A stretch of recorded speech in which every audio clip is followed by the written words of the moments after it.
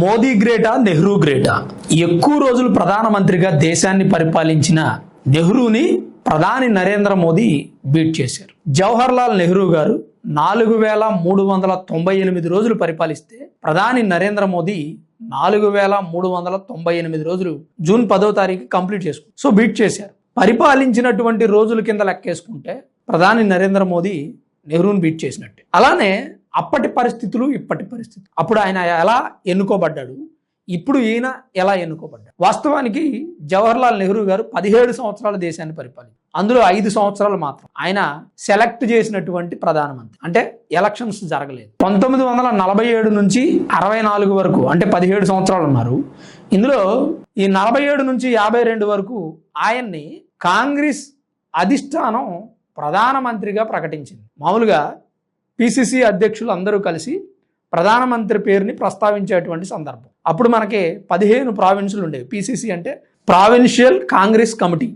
ఈ ప్రావిన్షియల్ కాంగ్రెస్ కమిటీలో ఉన్నటువంటి అధ్యక్షులే పిసిసి అధ్యక్షులు. అంటే ఇప్పుడు మనకు స్టేట్స్ కదా, అప్పుడు ప్రావిన్సులు ఉండేవి. ఇప్పుడు పాకిస్తాన్లో ప్రావిన్స్ అని అంటారు కదా, అట్లా బ్రిటిష్ వాళ్ళ పరిపాలన. ఈ ప్రావిన్స్కి ఉన్నటువంటి అధ్యక్షుడు ఎవరైతే ఉన్నారో వాళ్ళందరూ 15 మంది ఉండేవాళ్ళు.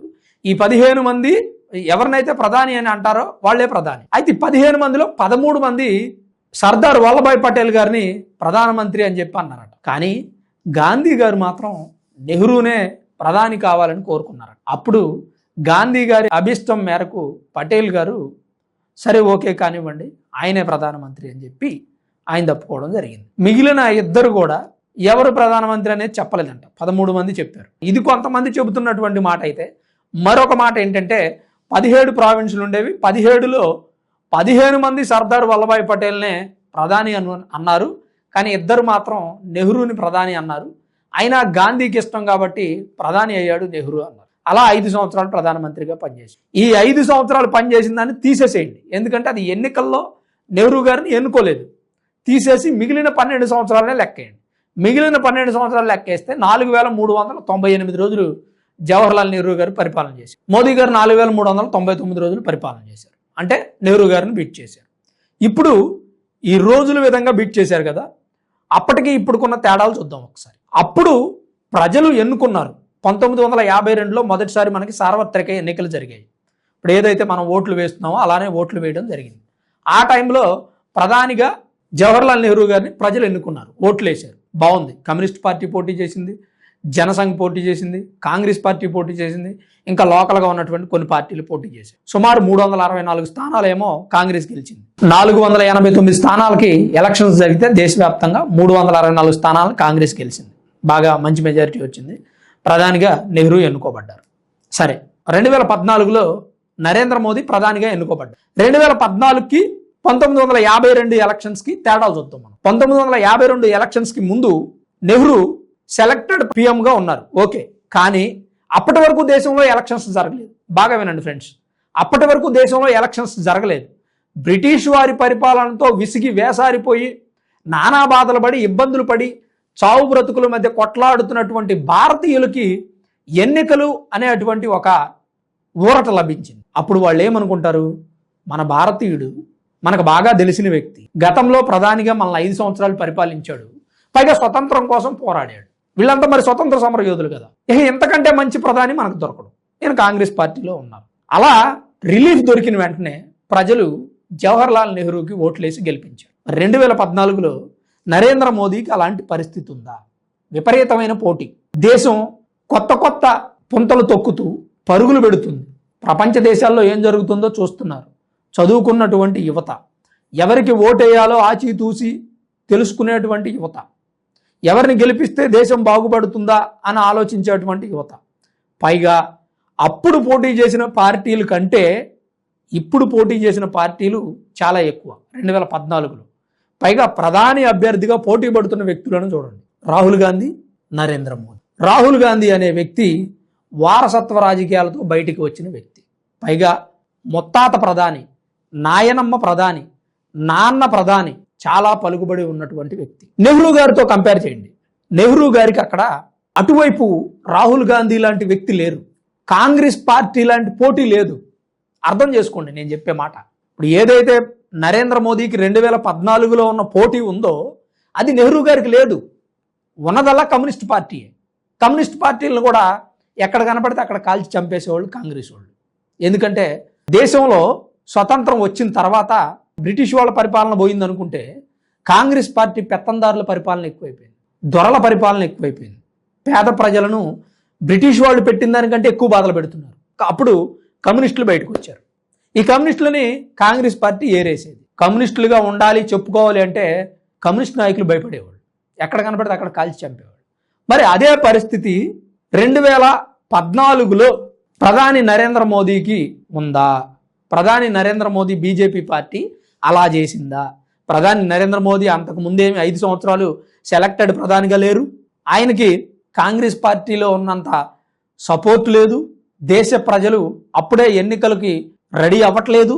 అలాగే ఇప్పుడు ప్రధాని నరేంద్ర మోదీ 2014లో ఎదుర్కొన్న సవాళ్ళు ఏవి కూడా నెహ్రూ గారికి లేవు ఫ్రెండ్స్. సింపుల్గా చెప్పాలంటే ఒక క్లీన్ పిచ్ రెడీ చేస్తే వచ్చి బ్యాట్ పట్టుకొని అటువైపు నుంచి బౌలింగ్ చేస్తుంది, ఆ బాల్ను కొట్టడానికి ప్రయత్నం చేస్తుంది. కానీ బీజేపీ పార్టీ అలా లేదు. అసలు అప్పటికి ఒక గ్రౌండ్ అనుకోలేదు, ఒక ప్లేస్ అనుకోలేదు, పిచ్ రెడీ చేసుకోలేదు. కానీ ఎన్నికలకు దిగిపోయారు.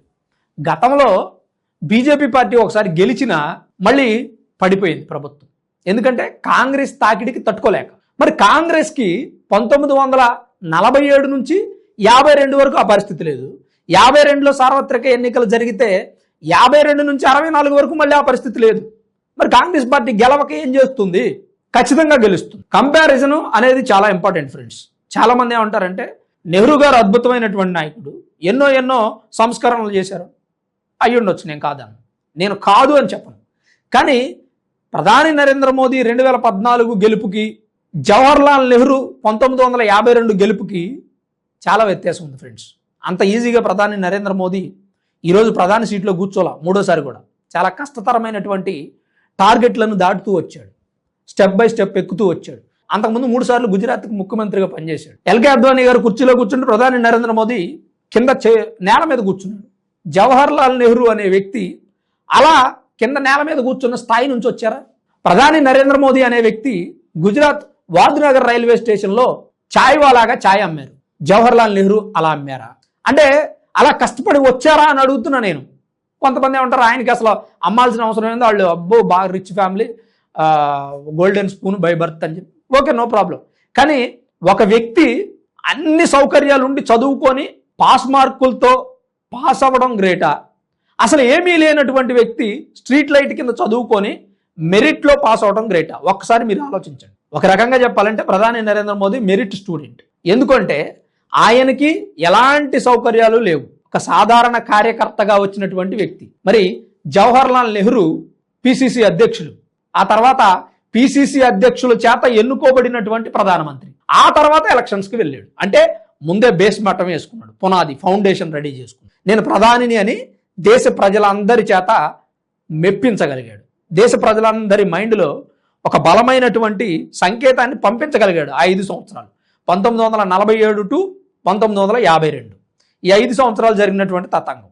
ఈ 5 సంవత్సరాల తర్వాత ఎన్నికలు పెడితే ఎవరిని గెలిపిస్తారండి? ఒక పక్క వేరే పార్టీ పోటీ లేదు, పోటీ చేసిన పార్టీలు కూడా అంత బలమైన పార్టీలు కాదు. వీళ్ళు ఆల్రెడీ స్వతంత్ర సమరయోధులుగా గుర్తింపు తెచ్చుకున్నారు. మళ్ళీ ఎలక్టెడ్ ప్రధానిగా 5 సంవత్సరాలు పనిచేసి వచ్చాడు. ప్రతి స్టేట్లోనూ పట్టుంది, బ్రిటిష్ వాళ్ళ సపోర్ట్ ఉంది.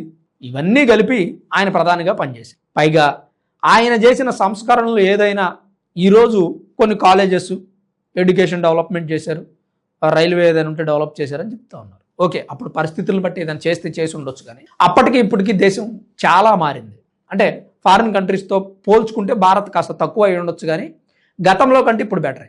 గతంలో ఫారిన్ కంట్రీస్ మనకి 10 అడుగుల దూరంలో ఉండేవి ఎగ్జాంపుల్కి.